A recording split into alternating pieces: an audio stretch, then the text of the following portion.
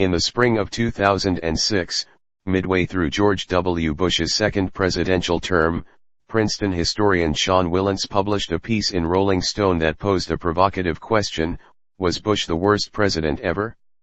He said the best-case scenario for Bush was colossal historical disgrace and added, many historians are now wondering whether Bush, in fact, will be remembered as the very worst president in all of American history.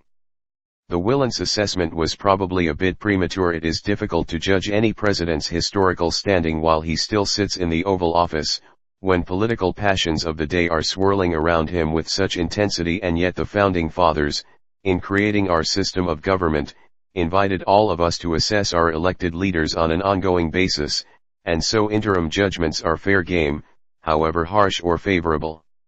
Which raises a question for today: how will Barack Obama be viewed in history? Will he be among the greats? Or will he fall into the category of faltering failures? Before we delve into that question, perhaps some discussion would be in order on what in fact constitutes presidential failure and how we arrive at historical assessments of it. First, consider the difference between failure of omission and failure of commission. The first is when a president fails to deal with a crisis thrust upon him by events beyond his control. James Buchanan, Abraham Lincoln's predecessor, comes to mind. He didn't create the slavery crisis that threatened to engulf the nation. Yet he proved incapable of dealing with it in any effective way. In part this was because he was a man who lacked character and hence couldn't get beyond his own narrow political interests as the country he was charged with leading slipped ever deeper into crisis, and in part this was simply because he lacked the tools to grapple effectively with such a massive threat to the nation. Editor's note: this first appeared several years ago and is being reposted due to reader interest. But, whatever the underlying contributors to his failure, there is no denying that his was a failed presidency. It was a failure of omission. A failure of commission is when a president actually generates the crisis through his own wrong-headed actions. That could describe Woodrow Wilson in his second term. From 1917 to 1921 he not only manipulated neutrality policies to get the United States into World War I, but he then used the war as an excuse to transform American society in ways that proved highly deleterious. He nationalized the telegraph, telephone, and railroad industries, along with the distribution of coal. The government undertook the direct construction of merchant ships and bought and sold farm goods. A military draft was instituted. Individual and corporate income tax rates surged. Dissent was suppressed by the notorious Attorney General A. Mitchell Palmer, who vigorously prosecuted opposition voices under severe new laws.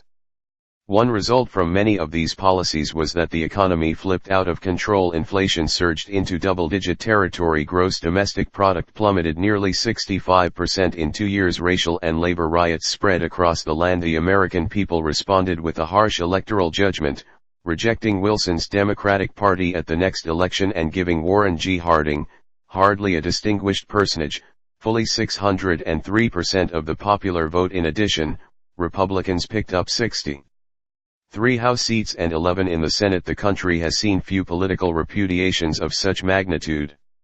That's failure of commission. Although historians have given Wilson a far higher ranking in academic polls than he would seem to deserve, it's difficult to argue with the collective electorate when it delivers such a harsh judgment. If we assume that our system works, then the electoral assessment must be credited with at least some degree of seriousness.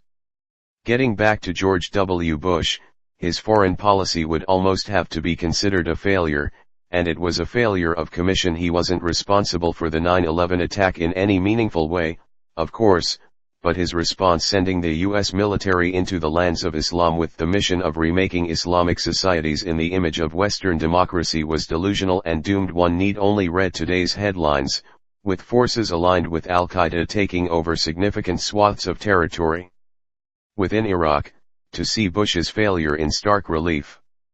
In addition, Bush's wars sapped resources and threw the nation's budget into deficit. The president made no effort to inject fiscal austerity into governmental operations, eschewing his primary weapon of budgetary discipline, the veto pen. The national debt shot up, and economic growth began a steady decline, culminating in negative growth in the 2008 campaign year. The devastating financial crisis erupted on his watch.